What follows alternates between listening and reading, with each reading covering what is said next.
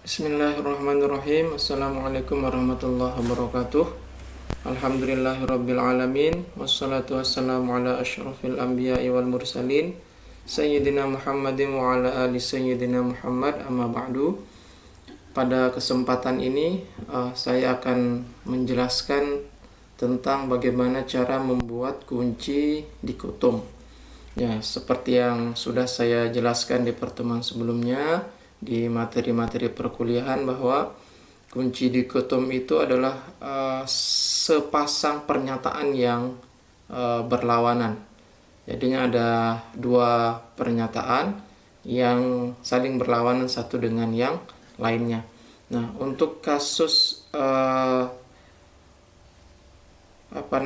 di kesempatan ini saya akan menggunakan hasil identifikasi burung di kampus UIN Mataram yang sudah diambil datanya oleh tim koas, dan teman-teman praktikan juga pernah dan sudah mendapatkan data jenis-jenis burung yang ada di sekitar kampus. Nah, data itu akan saya pakai untuk mencontohkan cara membuat kunci dikotom. Ini hasil identifikasi yang sudah dilakukan oleh teman-teman koas. Ini ada yang didapatkan, ini ada, kalau tidak salah ada 6 spesies. Ini spesies yang pertama, Passer montanus, atau kalau bahasa Indonesianya saya nyebutnya burung masjid. Nah, tapi kalau di buku-buku barat dia menyebutnya burung gereja. Nah, ini gambarnya Passer montanus. Kemudian pada saat pengamatan di lapangan kita catat ciri-ciri morfologinya dari mahkota, tengkuk sampai ke warna bulu pada perutnya. Nah, ini kan teman-teman praktikan juga sudah mengambil data ini, tapi mungkin spesies yang didapatkan beda dengan spesies yang jumlahnya, maksud saya jumlah spesiesnya beda dengan yang didapatkan oleh koas. Nah, nanti saya akan hanya memakai 3 spesies sebagai contohnya. Nanti teman-teman bisa mengikuti caranya untuk membuat kunci dikotom pada spesies-spesies yang lain. Ya. Ini spesies pertama yang akan saya pakai, Passer montanus. Ciri morfologinya, mahkotanya warnanya coklat, tengkuknya warnanya putih, yang ini tengkuk. Kemudian penutup telinganya hitam, yang ini penutup telinga hitam.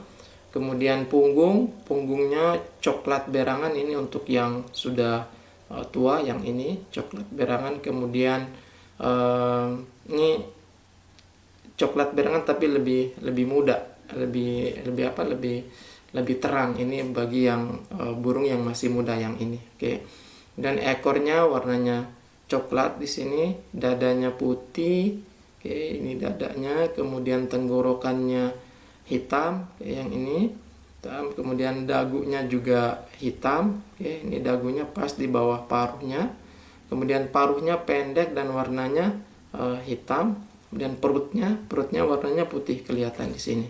Ini ciri morfologi yang kita dapatkan di lapangan. Ini spesies pertama. Spesies kedua yang akan saya gunakan adalah yang ini tidak saya pakai. Ini spesies kedua yang didapatkan oleh tim koas, cuman tidak akan saya pakai untuk mencontohkan cara membuat kunci dikotomnya. Nanti mungkin teman-teman praktikan bisa mengembangkannya. Nah, ini spesies kedua yang akan saya pakai untuk membuat contoh kunci dikotomnya. Nama spesiesnya Loncura leucogastroides.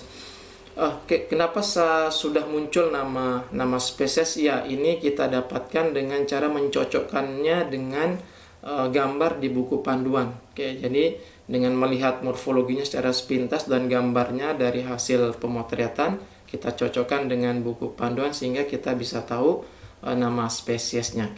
Ini mahkotanya, ini ciri-cirinya sampai ke perutnya. Jadi sama, morfologi yang diamati ini sama dengan yang Passer montanus tadi.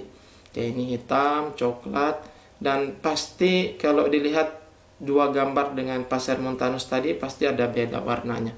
Oke. Nah, spesies selanjutnya yang saya pakai adalah ini Loncura punctulata atau bondol peking. Ini bahasa Indonesianya, istilah bahasa Indonesianya. Ciri-cirinya juga sudah ada di sini. Mahkotanya tengkuk sampai ke perutnya. Ini coklat dan ada semacam sisik. Nah, kalau bisa diperhatikan di sini, ini ada sisik-sisiknya. Kemudian paruhnya juga pendek dan hitam. Begitu pula dengan ciri-ciri morfologi yang lain. Nah, setelah mendapatkan ciri-ciri morfologi di lapangan, maka ciri-ciri morfologi yang sudah kita dapatkan ini akan kita pakai untuk membuat kunci dikotom. Langkah pertama membuat kunci dikotom itu adalah mengamati morfologi di lapangan dengan sedetail mungkin. Mendapatkan datanya sevalid mungkin. Misalnya mahkotanya jangan sampai salah, aslinya warnanya coklat, tapi kita bilang dia warnanya hijau. Itu kesalahan fatal dalam pembuatan kunci dikotom. Oke. Langkah kedua membuat kunci dikotom ini adalah mengumpulkan ciri morfologi mana yang sama di ketiga spesies yang akan kita buat kunci dikotomnya, dan ciri morfologi apa yang berbeda pada ketiga spesies tersebut. Jadi kumpulkan ciri morfologi yang sama dan ciri morfologi yang berbeda. Itu langkah keduanya. Oke, ini saya contohkan di Word-nya. Nah, ini ini dari hasil pengamatan tadi. Kemudian kita kumpulkan ciri morfologi yang sama dan ciri morfologi yang tidak sama. Ini yang tabel pertama ini, lupa ini. Tabel 1. Ciri-ciri yang sama pada satu atau lebih spesies. Artinya ciri ini bisa dia sama pada dua spesies atau bisa dia sama di ketiga spesiesnya. Kita lihat ciri yang pertama. Tadi kita sudah mengamati morfologi. Morfologi mahkota. Mahkotanya yang di kepala ini.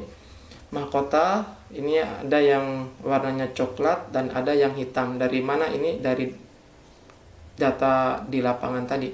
Nah, yang coklat ini, yang memiliki ciri mahkota warna coklat ini ternyata ada dua spesies, Passer montanus dan Loncura punctulata. Sedangkan yang warna hitam hanya dimiliki oleh Loncura leucogastroides. Nah, seperti ini. Mahkota ini adalah ciri morfologi yang sama pada dua spesies, yaitu Passer montanus dan Loncura punctulata. Tapi untuk Loncura leucogastroides dia berbeda warna mahkotanya. Artinya dia hanya sama pada dua spesies. Penutup telinga sama. Penutup telinga ini juga sama pada dua spesies, yaitu Loncura punctulata dan Loncura leucogastroides. Nah, ekor ini ada saya berikan warna kuning ini. Artinya warna kuning ini artinya dia sama di semua spesies, di ketiga spesies tersebut. Ekornya warnanya coklat. Pada ketiga spesies itu warnanya sama, coklat ekornya. Kemudian dada. Nah, dada hanya ada di dua spesies yang sama. Dada ada yang warnanya putih. Ini 1 dan 3. 1 dan 3 itu kode untuk nama spesiesnya. Yang satu ini ada dalam kurungnya. Satu ini Passer montanus. 3 ini Loncura leucogastroides. Jadi untuk memudahkan silakan diberikan kode untuk masing-masing spesiesnya. Tujuannya untuk mengefisiensikan penulisan. Jadi tidak perlu menulis berkali-kali. Jadi 1 itu Passer montanus dan 3 itu Loncura leucogastroides. Dada yang putih dimiliki oleh Passer montanus dan Loncura leucogastroides. Sedangkan yang putih tapi ada sisiknya, nah itu tadi dimiliki oleh Loncura punctulata. Tenggorokan ada yang warnanya coklat dan ada yang warnanya hitam. Yang coklat ini dimiliki oleh nomor 2 dan 3. dua ini Loncura punctulata, 3 ini Loncura leucogastrides. Nah, tenggorokan yang hitam hanya dimiliki oleh Passer montanus. Nah, ini ciri yang sama pada dua spesies. Dagu ada yang coklat dan ada yang hitam. Yang coklat dimiliki oleh Loncura punctulata dan Loncura leucogastrides. Sedangkan yang warnanya hitam, dagu hitam pas di bawah paruh tadi itu adalah Passer montanus. Nah, paruh, nah ini warnanya kuning berarti dia sama di semua spesies. Dia pendek dan berwarna hitam di semua spesies. Nah, perutnya ini ada yang putih dan ada yang coklat bersisik. Yang putih ini dimiliki oleh Passer montanus dan Loncura leucogastrides. Sedangkan coklat bersisik ini dimiliki oleh Loncura punctulata. Nah, ini tabel pertama yang menjelaskan ciri yang sama pada dua spesies atau lebih. Oke. Ciri yang sama pada dua spesies atau lebih, ini salah. Pada dua spesies atau lebih, ya. Bisa 3. Ini kan yang warna kuning ini 3 di 3 spesies. Nah, ciri morfologi yang tidak sama pada ketiga spesies ternyata ada, yaitu ciri morfologi pada tengkuk. Oke, tengkuk ini pasti setelah mahkota tengkuk, kemudian di bagian punggung. Oke, punggung di bagian ini, punggung warnanya. Nah, yang tengkuk ada yang warnanya coklat, ada yang coklat bersisik, dan ada yang putih. Ini yang saya sampaikan tadi, data-data morfologi di lapangan itu harus kita ambil dengan sedetail mungkin dan sevalid mungkin. Tujuannya nanti untuk mengisi tabel ini supaya tabelnya ini bisa lebih bagus. Oke. Ini tabel 2, lupa saya tulis tabel 2. Oke. Yang coklat, tengkuk yang warna coklat itu dimiliki oleh Loncura leucogastrides. Sedangkan tengkuk yang coklat tapi bersisik, Loncura punctulata. Nah, tengkuknya warnanya putih ini adalah Passer montanus. Punggung yang coklat bersisik, ya, ini dimiliki oleh Loncura punctulata. Ini ketahuan di sini, terlihat jelas bedanya. Kalau dia ada sisik-sisiknya berarti itu punctulata. Kemudian yang warnanya coklat, ya, Loncura leucogastrides. Yang coklat berangan ini Passer montanus. Nah, ini istilah-istilah berangan, istilah-istilah warna pada karakteristik ini sebaiknya dicocokkan atau dilihat dengan literatur yang sudah ada. Jadi sudah ada literatur yang mendeskripsikan warna punggungnya, tengkuknya. Jadi dari situ kita ambil istilah-istilah itu seperti ini. Coklat berangan seperti itu. Artinya karakteristik ini sudah digunakan secara nasional untuk memberikan ciri pada spesies tertentu. Oke. Nah, setelah diketahui ciri morfologi yang sama dan tidak sama, langkah ketiga adalah menyusun kunci dikotomnya, membuat pernyataan yang berlawanan. Oke. Saya langsung buka ini yang sudah saya susun. Oke, nanti bisa diikuti langkah-langkahnya. Oke, bentar. Saya pindah dulu. Oke. Nah, ini 1A, 1B berarti ini pernyataan 1. Ingat tadi kunci dikotom itu pernyataan yang sepasang dan berlawanan. Oke, 1A, 1B ini ada 1 sampai 7 pernyataan. Nah, kalau dilihat kalimat-kalimatnya kan agak gampang membuatnya. Coklat, putih, dan seterusnya.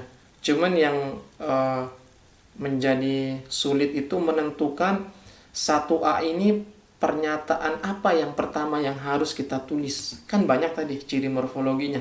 Dari mahkota sampai ke perut. Ada berapa? 8 atau 10. Nah, ciri mana yang harus kita tulis terlebih dahulu di pernyataan yang pertama. Nah, caranya adalah lihat tabel 2 yang menjelaskan tentang atau yang berisi tentang ciri-ciri morfologi yang tidak sama pada ketiga spesies. Oke. Kita balik ke sini. Nah, ini ciri yang tidak sama itu pertama tengkuk, yang kedua punggung. Nah, berarti dari sini kita bisa menggunakan ciri morfologi tengkuk untuk di pernyataan yang pertama. Kemudian punggung di pernyataan yang selanjutnya atau yang kedua. Nah, apakah tidak bisa menggunakan ciri morfologi yang sama pada dua spesies? Sepengalaman saya yang pernah saya coba itu tidak akan bisa menjadi kunci dikotom yang yang sesuai dengan aturan kalau kita menggunakan ciri morfologi yang sama pada dua spesies atau lebih. Mahkota misalnya kita menggunakan ini sebagai pernyataan pertama, atau kita mau urut saja mahkota saja pertama jadi pernyataan yang pertama. Bisa saja seperti itu, tapi nanti di langkah-langkah selanjutnya dia tidak akan sesuai dengan aturan pembuatan kunci dikotom. Contohnya nih. Nah, nih. Kalau saya menggunakan mahkota untuk pernyataan yang pertama, ini artinya ciri morfologi yang sama pada dua spesies. Oke, mahkota berwarna coklat, mahkota berwarna hitam. Oke, ini bisa kita tulis angka 2 di sini, artinya dia langsung mengarah ke 2. Permasalahannya di 1B, pernyataan 1B mahkota berwarna hitam. Nih saya kosongkan ini. Tidak ada angka di situ. Nah, kenapa dikosongkan? Karena angka yang di sini nih pasti dia akan menuju ke angka 2. Angka 2. Nah, dan angka 2 pada pernyataan yang pertama ini tidak boleh muncul 2 kali. Hanya dia boleh muncul 1 kali di satu pernyataan. Sehingga kalau di sini sudah muncul angka 2, maka di pernyataan 1B-nya minimal angka 3 yang harus ada. Artinya dia harus berlawanan. Kalau 1A pernyataannya mahkota berwarna coklat, ini ada angka 2, terus artinya dia menuju ke pernyataan yang kedua. 1B-nya tidak boleh angka 2 di sini. Artinya dia tidak boleh menuju ke pernyataan yang sama dengan di 1A-nya. Harus angkanya berbeda, bisa 3, bisa 4, atau angka yang selanjutnya. Nah, di sini dia tempat tidak sesuainya dengan aturan pembuatan kunci dikotom. Nah, oleh karena itu saya memberikan trik. Ya, mungkin nanti di beberapa literatur beda cara membuat kunci dikotomnya, tapi ini yang saya temukan caranya.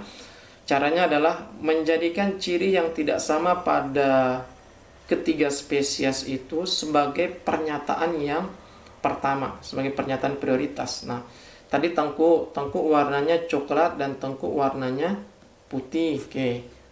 Tengkuk yang warnanya coklat, ini ada angka 2, tulisannya di belakang, artinya dia mengarah ke pernyataan yang kedua yang ini. Sedangkan tengkuk yang berwarna putih, ini angka 4, artinya dia mengarah ke pernyataan yang keempat.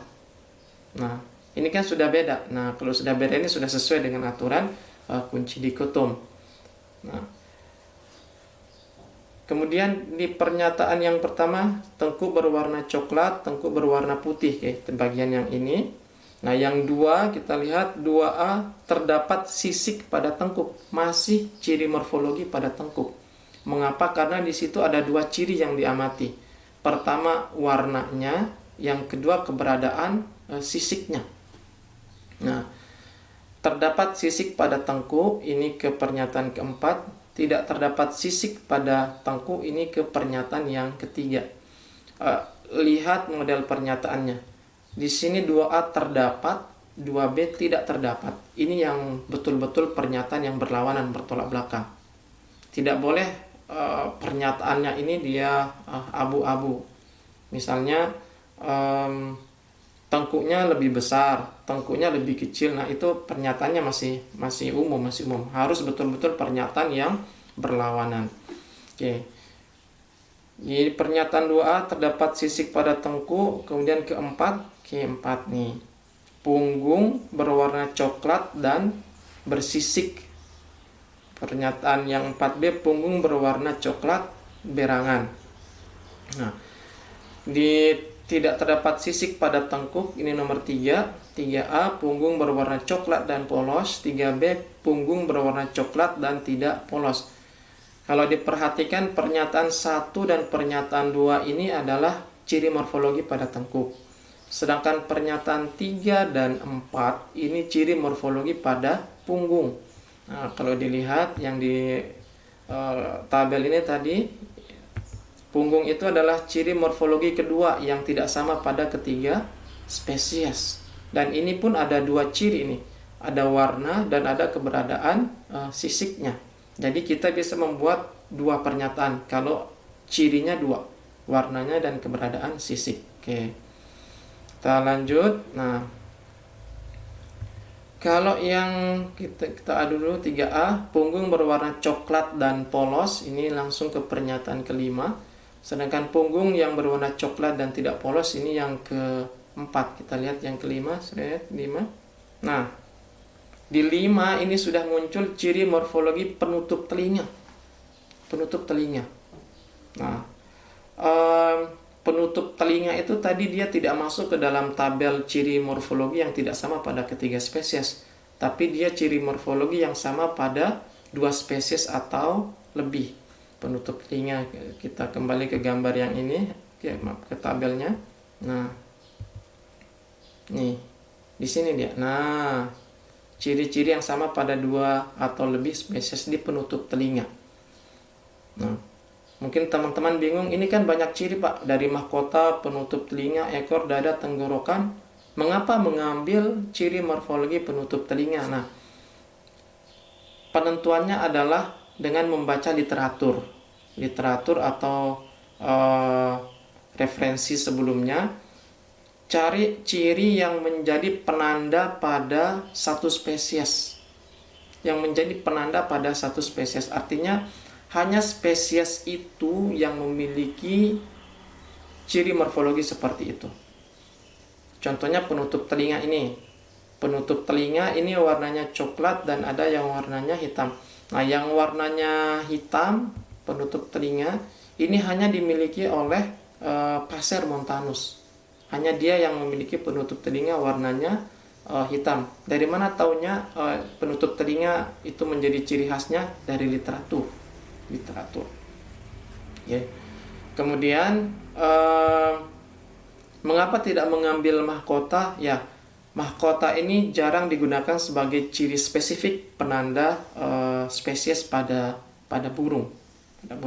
Artinya kalau mahkotanya warnanya hitam, tidak hanya loncura yang warnanya hitam, ada juga nanti spesies lain yang warnanya hitam. Tapi kalau penutup telinga yang warnanya hitam dan berbentuk lingkaran, itu hanya dimiliki oleh Passer montanus. Nah, itu namanya ciri spesifik yang kita dapatkan dari literatur. Oke.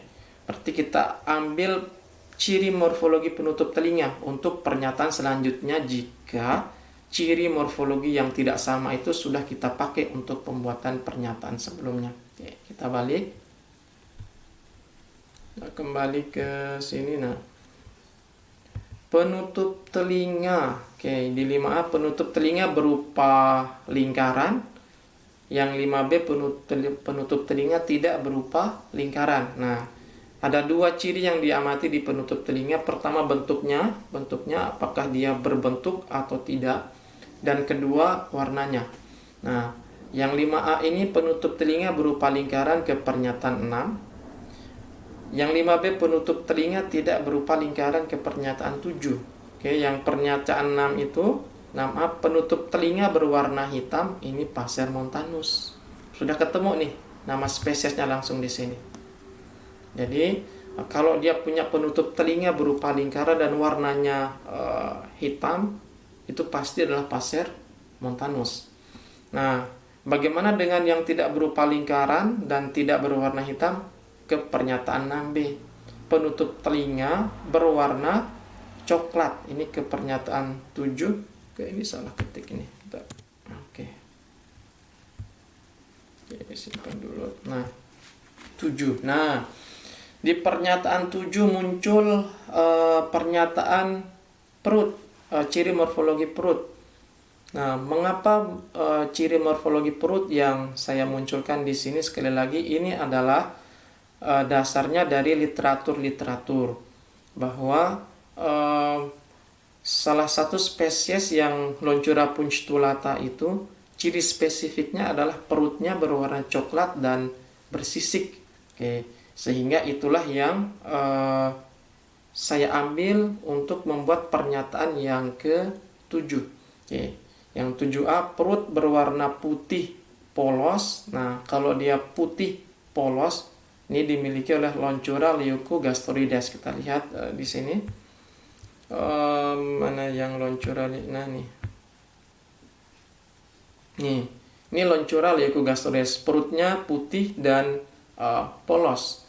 Sedangkan yang Loncura punctulata, ini kalau dilihat secara lebih besar, ini dia tidak putih tapi dia bersisik nih. Perutnya coklat dan bersisik, Loncura punctulata. Nah, sampai ke pernyataan 7 ini kita sudah membuat kunci dikotom sampai menemukan nama spesiesnya untuk 3 spesies yang kita amati. Apa sih tujuannya kunci dikotom ini? Bukankah kita sudah mengetahui nama spesiesnya dari buku panduan dan dari internet juga kita bisa mengetahui nama spesiesnya. Salah satu tujuan dari kunci dikotom ini adalah untuk memastikan bahwa spesies yang kita amati itu betul-betul nama spesiesnya adalah Passer montanus. Betul-betul itu spesies Loncura leucogastrides. Betul-betul itu adalah spesies Loncura punctulata. Karena dengan menggunakan gambar dan sekedar mencocokkan itu rentan dengan kesalahan. Sehingga kita butuh kunci dikotom yang membantu kita untuk mengidentifikasi spesies secara lebih valid. Dan yang kalau mau publikasi di jurnal-jurnal, biasanya yang diakui atau yang diminta itu adalah kunci dikotomnya. Kunci dikotom yang dipakai untuk mengidentifikasi spesies yang ditemukan. Nah, ini tujuan pembuatan kunci dikotom. Tujuan kedua, kalau misalnya suatu saat nanti ada praktikan atau ada tingkat kalian atau mungkin peneliti yang lain mau meneliti keanekaragaman burung di sekitar kampus UIN Mataram, nah dia bisa menggunakan kunci dikotom yang sudah kita buat ini. Jadi membantu peneliti tersebut atau praktikan yang lain nanti yang ada tingkat kalian ini, membantu dia mengidentifikasinya secara lebih terperinci dan lebih terbimbing. Misalnya dari tengkuk, berarti dia langsung nanti mencatat warna tengkuknya seperti apa. Lihat warna tengkuknya, kemudian punggungnya, terus penutup telinganya dan warna perutnya. Jadi dia cukup mengamati 4 karakteristik morfologi yang kita buat di kunci dikotom ini untuk mendapatkan nama spesiesnya. Baik. Nah, ini tutorial cara pembuatan kunci dikotom, mudah-mudahan bisa diikuti. Silahkan diperbaiki kunci dikotom yang sudah dibuat. Saya lihat di koas hasil pembuatan kunci dikotomnya itu masih ada kekeliruan. Saya lihat di sini ya kasusnya sama dengan yang di sini tadi. Di sini 1A 2, terus ini juga 2, kemudian sini 3 3, ini 4 4. Nah, seperti ini. Ini nggak boleh seperti ini. Silakan diperbaiki dan diterapkan ke spesies-spesies yang lain sesuai dengan hasil pengamatannya di lapangan pada saat praktikum. Baik, semoga bermanfaat. Assalamualaikum warahmatullahi wabarakatuh.